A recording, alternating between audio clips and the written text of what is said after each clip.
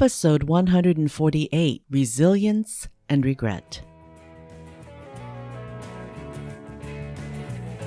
Welcome to Gratitude Geek, the relationship marketing podcast helping DIY marketers find your micro-influencer magic so you attract raving fans and repeat buyers. I'm your host, Kandas Rodarte, and this week I'm joined by professional speaker Susanna Dussling. Susanna is a deaf bilateral cochlear implant wearer who does not let her hearing loss stop her from living a meaningful and purposeful life. Susanna is both a speaker and a small business owner of Desling Speaks and Desling Fine Finishes. As a speaker, she helps leaders be empowered to conquer change and improve resiliency, which improves employee morale and reduces staff turnover. She also trains, instructs, and shows with American saddlebred and Arabian horses. Susanna and I have known each other for well over a decade. She recently approached me about being a guest on this show because she enjoys helping other small business owners succeed, especially with their social media and specifically with video, as many of us struggle with incorporating video into our marketing. She enjoys sharing tips and tricks to be more confident and less fearful of producing video content. As our conversation evolved, however,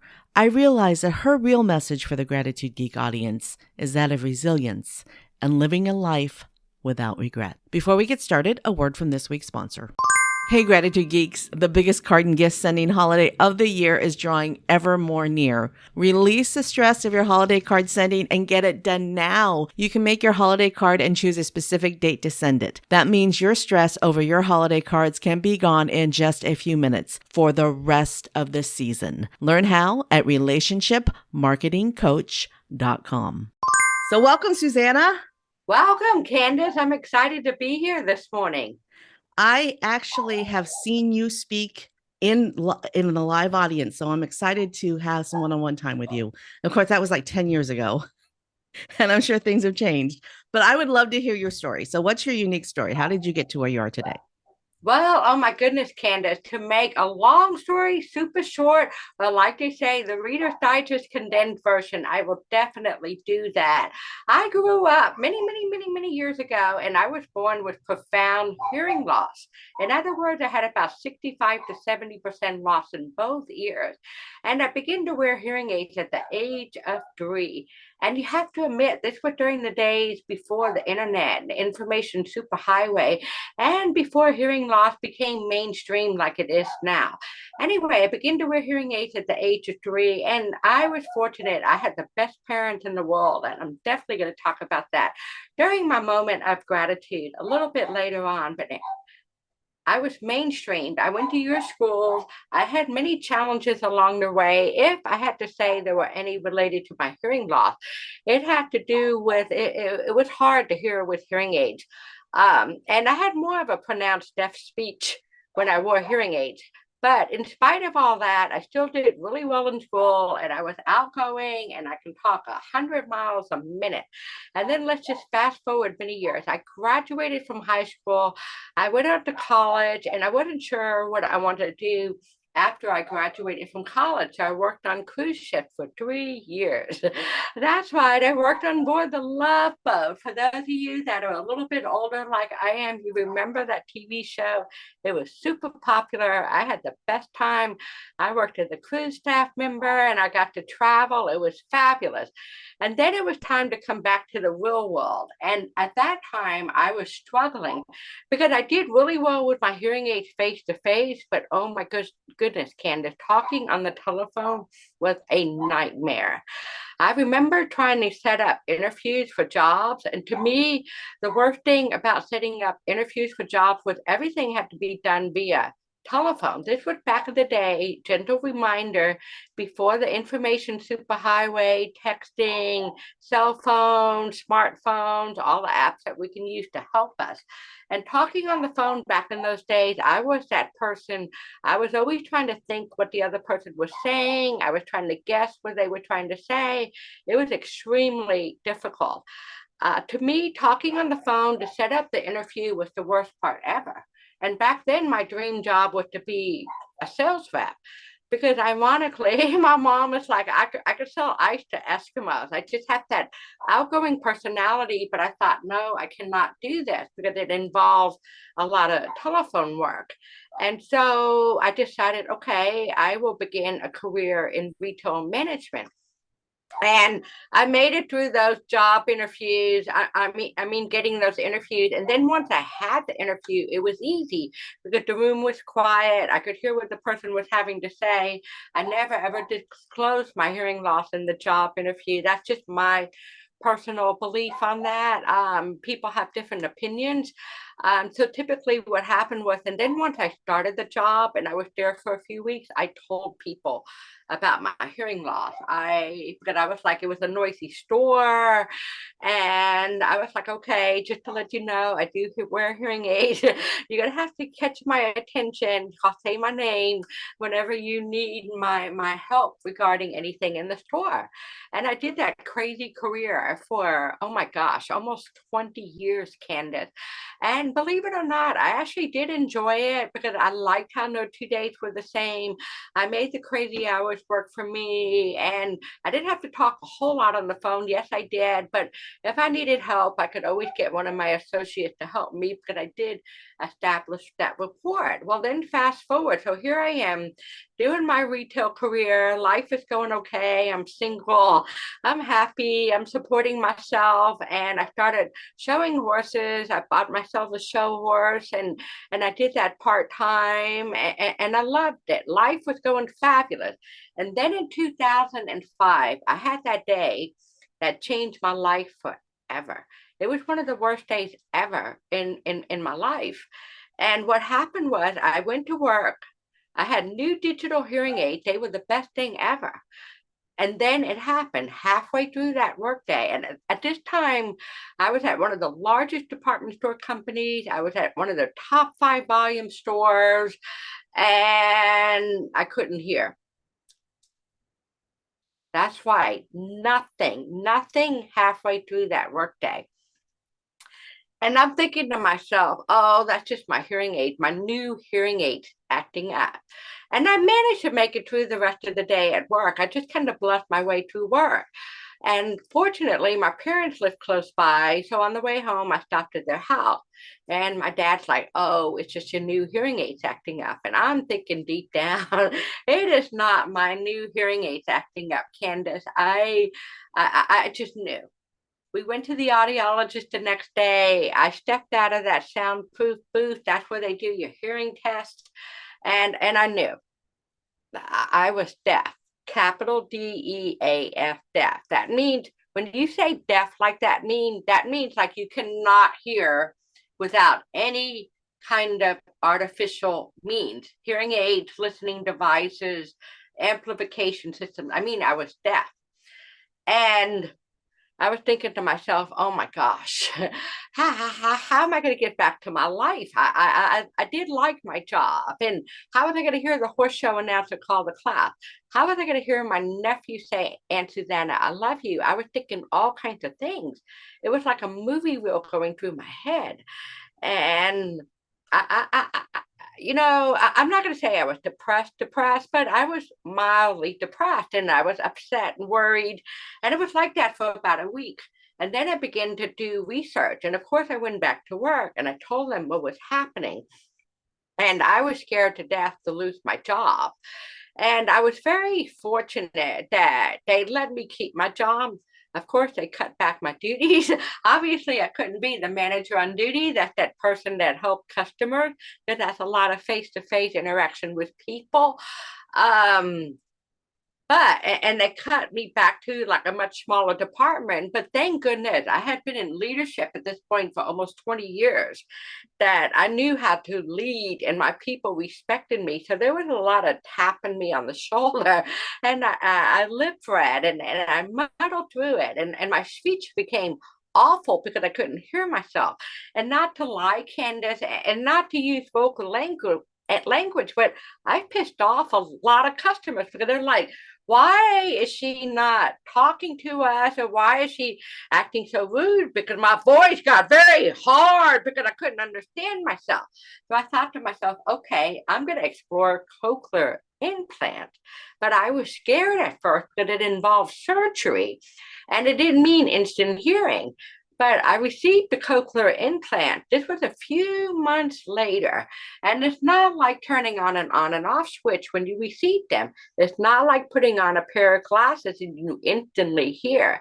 I had to be internally motivated, intrinsic motivation or self-awareness for those of you that follow emotional intelligence. I was intrinsically motivated, but I wanted to get back to my life. And I had to do a lot of listening exercises where it was like covering my mouth. I would go to my parents' house after work, and it was rough at first. And when I first received them, sound was not sound. It was just a bunch of noise. And I suffered excruciating tinnitus, and I had a symphony going off in my head. It was insane. And I did not take disability or extra time off from work. I went straight back to work.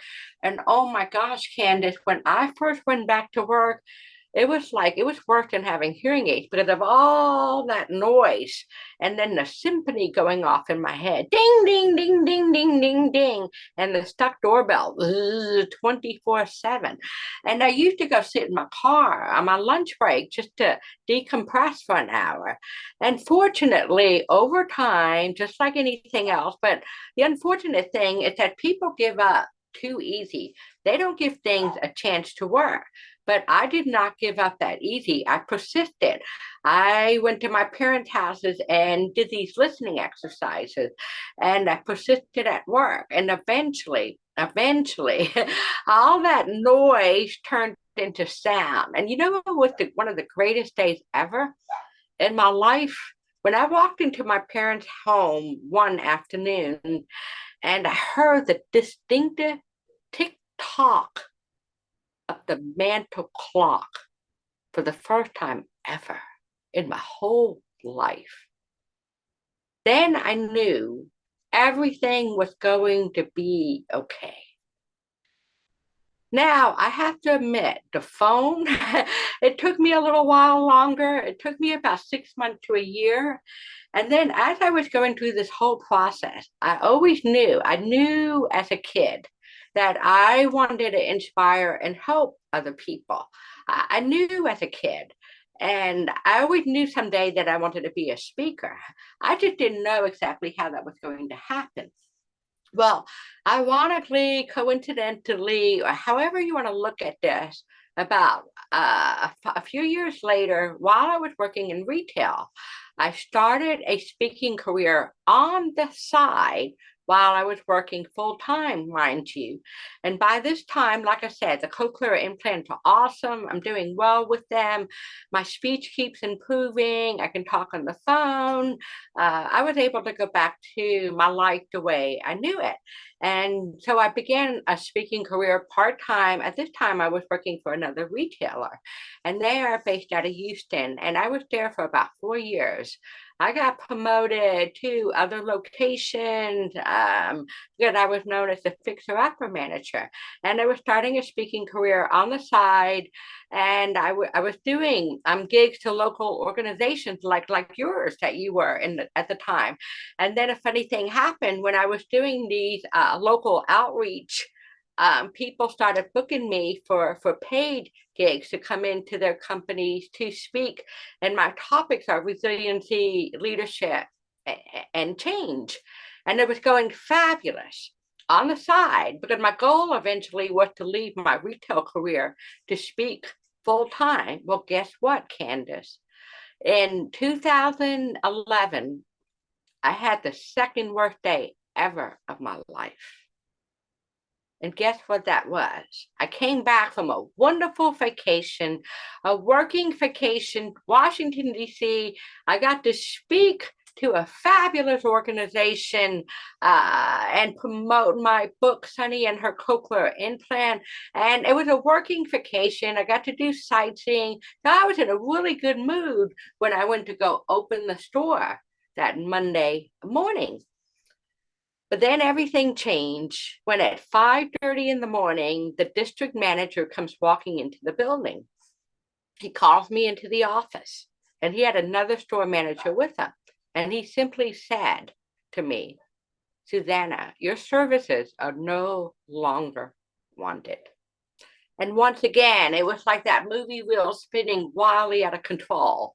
What am I going to do? How am I going to support myself? My speaking career was not quite ready to sustain itself.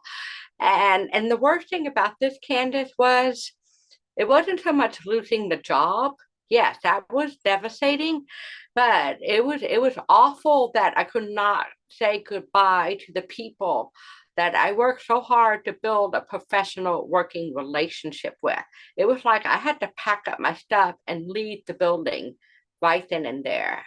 And after that happened, I went into survival mode. It was like, because once again, I'm single, I support myself, I'm not looking for a sob story. I actually put the speaking career on the back burner and I earned a master's degree. And while working for $10 an hour at HEB, I'm just saying, as a checker, it was a very humbling experience. And I thought to myself, oh, when I get this master's degree, I'm going to be able to get a job. And I love the program because it's what I love doing best. Training and development, facilitation. It was at University of Houston. Great program. Graduated with a 3.6 GPA in 2014. And I thought, okay, I can get a job as a trainer because, like I said, I love that. Well, guess what? I couldn't find a job and it was stressful. And meanwhile, I'm working this $10 an hour job to put food on the table. And I started to refinish furniture as a stress buster. And I sold my show horse. He went to a great home. No worries. So I had to take a break from the horses because we all know, I mean, I'm not going to lie, it's an expensive hobby. And so I took a break from the horses and I started, because I'm a type A person, overthinker, and I started refinishing furniture. And the next thing I know, it turned into a full-time business. And I have to admit, mom and dad were not happy about me refinishing furniture or this hobby turning into a business. And then that goes to my point, the biggest thing that I wanted to share with y'all about video, utilizing video to promote your business. At this time, I was not quite ready to go back into speaking. I was like, okay, this furniture thing is pretty awesome. I was able to make a full-time living at it. I had a few small boutiques and I was doing a lot of custom work. I mean, I'm just rocking and rolling. However, that's when I got introduced to digital marketing. I did a little bit of it because I was doing hearing loss advocacy about 2010 and 11 with a blog, but nothing was a video yet. And then when I started utilizing social media to grow my furniture refinishing business, it was awesome. I gained a lot of business from that. And what happened was I started to use video and y'all, people, I'm going to say this is the biggest tip I'm going to tell you in regard to using video for digital marketing or social media marketing. People are scared to death to get started, okay? Because they're like, oh, what is everybody going to say? What are they thinking about? I'm not dressed right. I don't look super fabulous. And I have to admit, I could speak all day in front of 500 people to 1,000 people as a speaker. And yes, I was exactly like you. I was scared to death to do that first video. But I did a video. I remember I did this. This was with my furniture refinishing business. And I was talking about spraying furniture. And believe me, I was not dressed any special way. It was out in my workshop. And I actually got a lot of likes and views and conference. And y'all, put this in perspective. I'm a one-person business. So for me, it was a lot of likes and views. And I was like, okay, this is a good thing to do. And occasionally I started doing some videos and I would always do them in my shops. And I discovered, okay, this is a really good thing. So yes, I did some videos, incorporated with a lot of pictures to grow my business. And I will say it was awesome. And then fast forward to almost 3.5 years ago, I realized I miss being around people, corporate America, but I wasn't quite ready to go back to a traditional full-time job, even if it was as a trainer. That I discovered I don't sit well at a desk. And so I thought to myself, okay, what can I do? So I let me get back to speaking and training, but I took baby steps. And that's when I connected with a seminar company called Fred Pryor. And it was awesome. I was an independent contractor. I told them I only wanted to work part time. So I traveled all over the United States with them until COVID happened. And then fortunately, we went to virtual. And I still do virtual presentations for them. And now I am slowly going back to building my outside speaking and coaching on resiliency, leadership, and change. And the one thing I discovered by being with Fred Pryor is I am very comfortable doing 6 hour all day workshops where I do not get to see the participant. I'm comfortable doing virtuals. I can do all day face to face. And I know from my experience in the past, I can do keynotes. And so that brings me fast forward a few years, a little bit later. I was like, okay, I need to start going back to video marketing. And yes, I'm still doing my furniture refinishing. I'm not gonna lie, that first time I was fine doing video for my furniture refinishing, but I thought, okay, I need to start doing video to promote myself as a brand because I was reading a lot of articles on the internet that if you develop a brand, and my brand is resiliency, and I weave it in with horse stories because I bought a horse not too long ago, and it's all about lessons learned from being with horses easily apply to leadership. But when I did that first video on Facebook, just to people I knew, that was the hardest thing ever. But once I did it, it became a lot easier. And that's kind of where I'm at, Kandas. I'm ready for you to ask me questions, and I still have a gazillion more tips that I can give in regard to using video for social media and or digital marketing. Okay, so there's so much. I want to go back to the Love Boat. Okay. So I'd love to hear what you learned from working on the Love Boat that you can apply to your business today. The biggest thing that I learned from being on the Love Boat that I can apply to my business today is not to be afraid to take risk. I did not disclose my hearing loss. I was scared to death. And I prayed to God that my hearing aids were not going to act up. But I also knew that life was too short. And I'm a big believer in I don't want to have regrets at the end of my life. And that was always one of my dreams. So to sum up that point, if there's something that you want to do, go for it. What's the worst thing that can happen? That you do it and then you discover it's not for you, or you do it and you have a blast and you're ready to move on to the next chapter. And that's resilience. Yes, I mean, everything about your story, every talking point that you made during your story had to do with resilience, which is something that a lot of us don't have because it's easy to quit. Yes. It's a lot easier to quit than it is to actually achieve your dreams, to go after your dreams. Why do you think that you have more resilience than others? What is it that makes you special? Well, I don't know if it's going to be the word special, but my thing is, I don't know. And I mean, I'm not trying to bring religion into this, but the man upstairs or whatever your thoughts are, I almost felt like, you know, I felt like he gave me my hearing loss because he knew that I was tough and that I was always going to have a positive attitude no matter what. And I don't know, this is just a thing within me. I mean, it's just me. I always felt like that I had to prove myself that I can do just about almost everything that y'all do in spite of my hearing loss and deafness. I think personally, Kandas, that has been the biggest driver in me is that. Do you ever get tired of being in a good mood all the time? Yes. So what do you do about it?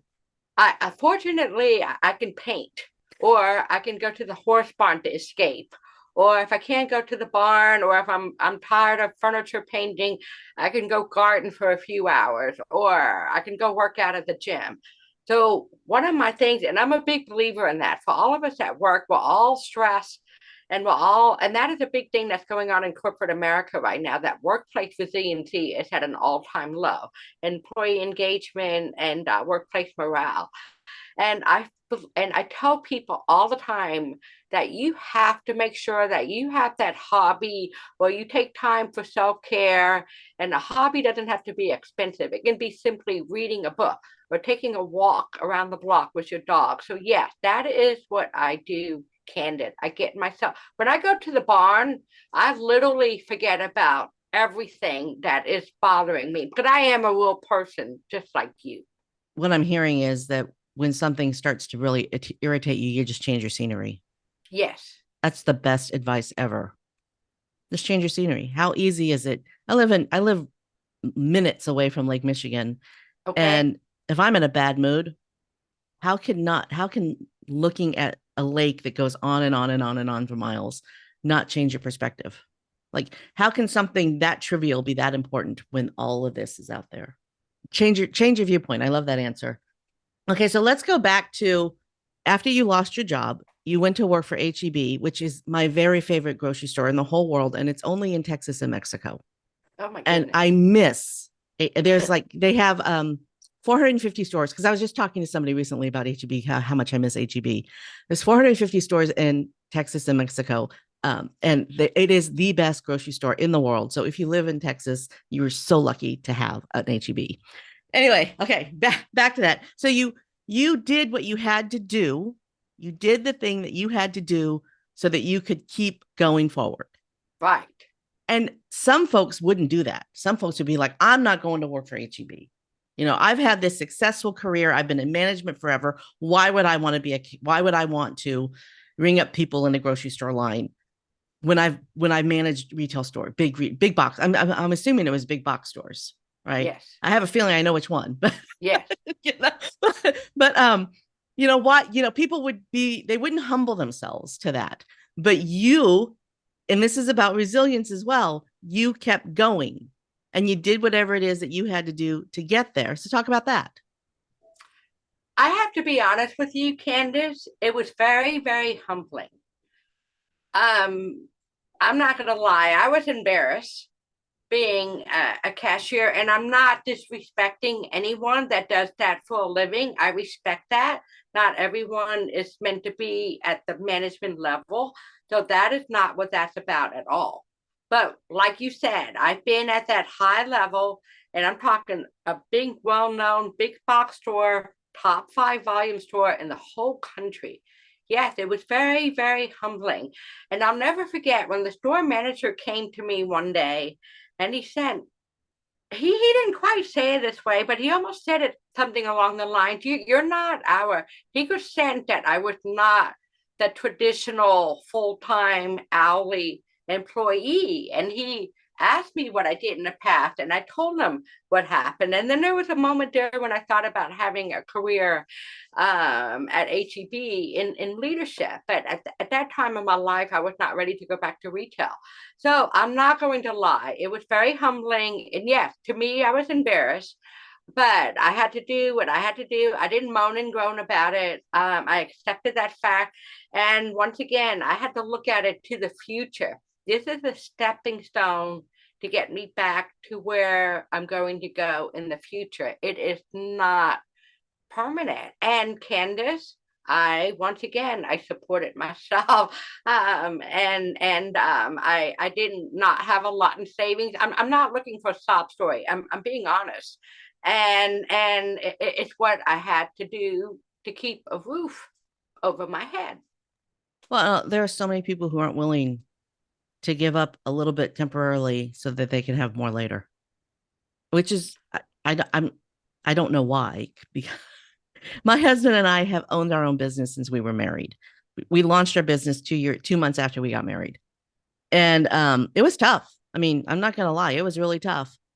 But today we basically do whatever we want, right? You know? Right. So all those years of sacrifice and struggle and eating beans and rice because that's all we could afford was worth it. And whenever we have a setback, we know that we can overcome it because we've been doing this together for 25 years.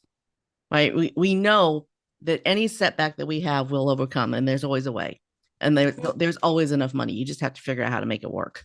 Right. And I think my personal thought is that that's what holds a lot of entrepreneurs back And people who want to have their own business and want to do their own thing and be out there and be successful on their own, their definition of success doesn't include the failure, and the failure is inevitable.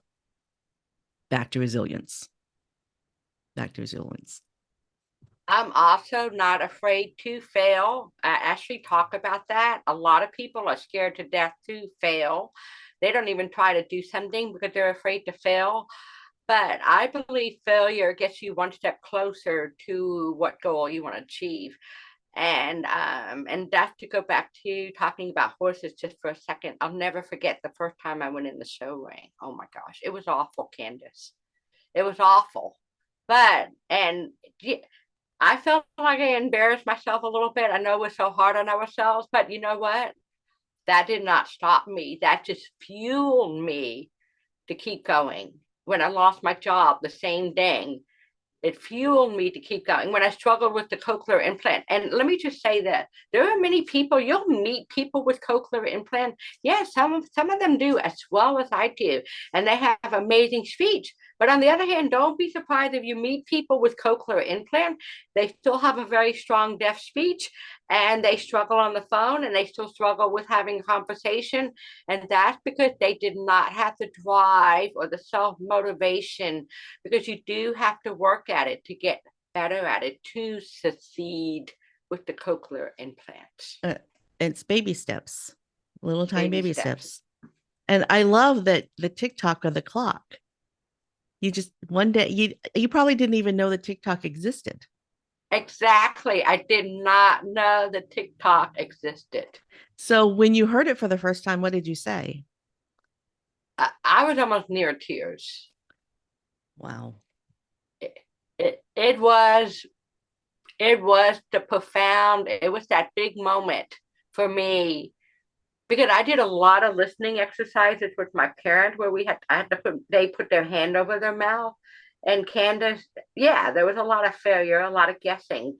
And when I heard, it's like I walked in from work, because like I said, their house was on the way home to my house. And and and and heard it for the first time. I mean, I remember it like yesterday. Yes, I was near tears, and then I knew everything was going to be okay. I'm not going to say it's going to be perfect, but I knew, and that the hard work paid off. Yeah. And that anybody who thinks that you reach a point and then everything's like all sunshine and roses, that's not reality. Reality is No. every day is different, and you never know what's Mm-hmm. going to happen, and you just have to keep going and be resilient. That's what I like about you. And you know what I've noticed? Okay, so does this bother you? I have noticed that during our conversation, I'm speaking more slowly than I normally would. Just because I want to make sure that you can read my lips and that you can understand everything I'm saying. Does that bother you when people do that? Or No, it doesn't. But then sometimes I just tell them I do real well with my cochlear implant. You can speak in a normal speed and voice. Sometimes people raise their voice, and I'm like, I'm good. But I have to admit, though, if it's a noisy situation, Kandas, yes, sometimes you have to tap me on the shoulder, get my attention, or like what you're doing, speak a little bit slower and make sure I can see you. That's about the only time I have a real big challenge is I'm a hearing in noise. I'm a West Coast girl. I speak quickly. And so slowing down is something I have to do consciously because I'm from the West Coast. We leave words out of our sentences. We do a lot of body language. Our conversations are short and clipped and done, but we could speak a mile a minute and, so yeah. Okay. So let's talk about videos. Now, it could be said that you have an advantage over people because you have your public speaking training. I know that you were a Toastmaster because we were Toastmasters together. I think I have an advantage over people who've never been in Toastmasters because I'm quite comfortable speaking on a stage in front of 2,000 people. You put a microphone in my hand and I'm comfortable doing it because of Toastmasters. Now, not everybody who does Toastmasters gets to experience having, speaking in front of 2,000 people. Some people don't choose to go that route, but I chose to go that route. And what I learned was I'd rather speak in front of that audience than have a conversation with someone I don't know. This is harder for me than speaking on that stage. So coming back to your training as a Toastmaster and as a speaker, you have a certain comfort level with speaking, but do you have to turn on that video? I'm going to agree with you. Yes, I do have that comfort level, but I'm like you. I can speak in front of 2,000 people easy because I don't know those people. Well, that's like when I do these virtual presentations, the same thing. Doing it in front of people that you know is difficult. And yes, I do have that comfort level because I can speak all day. And being Toastmasters, we learned how to speak on the fly, that impromptu speaking with table topics. I kind of have an idea of what I'm going to say, but I don't rehearse it. If you are not a Toastmaster or if you are not a professional speaker or a public speaker, I'm still going to encourage you to do those videos. The biggest thing, the biggest positive advice I can give you anytime we do anything for the first time in our life, we are nervous, we are scared. It doesn't matter if it's public speaking or going on a job interview or running our first marathon or going on that date with that cute guy. You just have to do it. And there's that expression out there, fake it till you make it. I don't believe that applies to every situation, but there are some times when you have to exude that confidence, even though you are internally shaking inside or you're being nervous. And I will say this, it's not just speaking on Facebook Live. It's anytime you do anything for the first time. And ironically, a lot of people don't do anything for the first time because they're scared to death of doing it for the first time. So when you do that first video, once you do it, it's over and done with. And the next one gets a lot easier, I can promise you. Or anytime you go on a second job interview or a second date, it gets easier with time. I put my first video on YouTube over 10 years ago, and the video quality is horrible, but I've never taken it down because I can always go back to it and say, that was the first. That was the first. So I want to go back to your answer about the Love Boat, because the brilliant and podcast listener, if you want to know how to start speaking, rewind to the Love Boat question, because Susanna did exactly what you need to do in a short form speech. And remember, for most of these videos that you're putting out there, it's best to keep them under 59 seconds. And Susanna can touch on that in a second. But you repeated my question, you told your story, and then you wrapped it up by repeating what you said in a very succinct manner. That's the formula for an excellent 59-second speech. This is what I'm going to talk about. Here's what I'm talking about. This is what I just told you. And you did it. And I'm pretty sure that if I were to record that snippet, it's less than 59 seconds. And you told an entire story within that 59 seconds. Want to touch that? Want to dig into that? That's amazing. Kandas, I never ever was aware that I did that. I was not mindful about doing that. But I guess because I've been speaking for so long, and that was the beauty of Toastmasters for me. I was that type of person that could say a lot of words, that's part of my personality, and go on and on and on and on. And I have to admit, when I first started in Toastmasters, I was always over time. And eventually I learned how to be more succinct and say less and have it mean more. And that was just practice over time. And I guess this comes as second nature for me, but I did not realize that I did that, Kandas. Subconscious. But that is the formula of a perfect 59-second talk. And really, okay, so talk about the 59 seconds. Talk about timing of your videos. We've just got a few minutes. So let's talk about timing of your videos and topics for your videos. Okay, so I wanted, oh my gosh, I said a word I'm not supposed to say. So I'm human like everybody else. But anyway, quickly, y'all, whatever business, you don't even have to have a speaking business. You could be a cook, you can be a chef, or you can be like Kandas, whatever business that you have. I encourage you to do videos. Why? Because that people want to see the face behind the brand. They want to see a real person. They buy from people. They don't buy from company. They also want to know that you overcame. It's perfectly okay. We all overcame.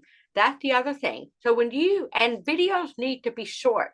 People's attention span, and I struggle with this, but I have to admit from Toastmasters, I've learned how to condense everything, okay? And yet say more and have it mean less. So if you have to kind of think about it ahead of time, then do so. If you have to write the formula down when you get to do so. But y'all, and I have to admit, I have some long videos out there and they've done well. It wasn't intentional. Lately, I'm trying to do the real length, a minute and a half of length or less, because that's what Instagram and Facebook want. So my tip for you is kind of have an idea of what you're going to say and follow the formula that Kandas said, and always end it with your brain or your call to action. Book me today. Subscribe to my cooking show. You need to have your call to action, because otherwise, what is it that you want people to do? So what about topics? Topics. Yeah. What should people talk about? People need to talk about stuff that they're passionate about. Okay? Because if you're not passionate about it, I'm sorry, you're not going to be genuine and real. I'm super passionate about horses. And I kind of found a way to link that with my leadership, because when I train horses or when I teach students how to ride, there's literally leadership lessons in every single one of those experiences. And that's one of the ways I'm trying to set myself apart from every other speaker out there, is that I can use lessons learned from training horses. If you're struggling to figure out topics, just Google it. What are hot topics that's happening? And if you can find a way to weave that into your niche, but overall, you have to talk about what you're passionate about. And you need to be you. And I would use your personal stories, okay? Don't talk about Michael Jordan. Don't talk about others. Yeah, every now and then I allude to somebody else, but you always got to weave in your story when you're making, when you're telling a fact. I'll never forget the very, very first time, quickly, I gave my very, very first speech ever in public for like 10 people. And yes, it was about hearing loss in horses. And what do you think happened? About 5 years later, I was presenting in Nashville, Tennessee, big hotel, big, huge hotel. And a lady comes up to me in the restroom, and I didn't recognize her. And she said, "Are you Susanna?" I go, "Yes, I am." And she goes, "Oh, you gave that speech many years ago." And it was about hearing loss in horses. And to be honest with you, I was floored and flabbergasted. So that goes to show you the power of a story, and you need to make it relatable from your experiences. Susanna, I remember your speech about your cochlear implants in your horses. I remember that speech. And I wasn't in the room with 10, but you've told that you've presented that topic multiple times, and I've been in the audience when you've given that speech. So it's very memorable. It's a good story. Well, thank you. So let's talk about platforms. I'm a YouTuber. I like YouTube. So I keep my videos to 59 seconds because that's what YouTube Shorts like. You said a minute and a half because that's Instagram Reels. Is that? Mm-hmm. And then I noticed you also are on TikTok, which is something that I'm not even going to try to approach. I can't manage more than one thing. YouTube is my platform, and that's where I'm staying. So talk to me about timing and choosing your platform. Why do you do TikTok? Why do you like TikTok? Okay, so quickly, you're right about YouTube. And I got to add one big benefit about YouTube. It is owned by Google, so it comes up higher in search engine optimization. And YouTube is excellent if you're a subject matter expert or you're going to share knowledge. I started jumping on TikTok because I was amazed. It initially started out as dance craze, and now I'm finding that all types of people are becoming successful on TikTok. And I decided to experiment with TikTok, and I found I'm still playing with it. I haven't done a video in a while, but the amount of views is tremendous on TikTok. It is still a young platform, but I am going to address something that is very, very important. And I have to admit, technically, I'm on too many platforms. You really need to be like Kandas.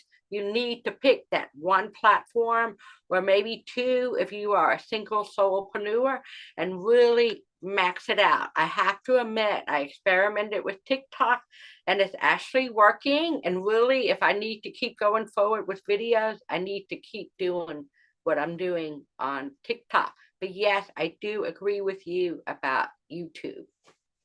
So here's the thing about platforms. You can take your TikTok videos, shorten them down to 59 seconds if they're longer than that, and throw them up on YouTube and just see what happens. So pick your platform, stay with your platform, optimize for your platform, but you could share those videos in other places. I optimize my videos for YouTube, but I also put them on Instagram as reels. Those are the two places where you'll find me. I'm not on Facebook very often. I don't do TikTok. I just can't. I can't extend myself, right? I like Instagram because it's easy and it's fast. you know? But yeah, and I do take my content and I put it on other platforms, but I don't hang out on those platforms. I pay attention to YouTube and I pay attention to Instagram. So that's two. And if you can manage more than that, I'm sure it's great. But so my advice is just layering on top of Susanna's is pick your platform, optimize for your platform, but you can put your videos in other places. Is there anything I didn't ask you that you want to talk about? Um, y'all, okay, so I'm gonna wrap this up. My biggest thing is, y'all, life is super short, and none of us are perfect. And we have a short time. We only have one go around in this world. And you need to make the best of it. And I'm going to encourage you to go out there and do that crazy thing. I don't want you to have regrets at the end of your life. I'm going to tell you one more quick story, and it is about resiliency. It's a real quick story. I went to Florida. This was back when I took a break from retail. And I was a lot younger. I wanted to work for this big Arabian racing barn, racing stable. They were the best in the United States and in the world. And guess what I did? Somehow I found out my circle of horse people that the owner of that barn, that farm, is there every morning between 7 and 7:30. And I found out he was difficult to get a hold of on the phone. And y'all, I did a crazy thing. You know what I did? I actually took a few days off from work. I got in my car from Texas, drove all the way to Florida, spent a night in a flea bag hotel. The next morning, I got up super early. I showed up, and sure enough, that owner was there. I sold myself and I got a job. And I did it for a while. Did I stay there forever? But at least I'm not going to have a regret for the rest of my life. So And go out there and do it. it was hard, but you did it and you got results. Are Yes, you going to get results 100% of the time if you do things that are hard? No. But if you don't do them, you're not going to get any results. yes. I love that story.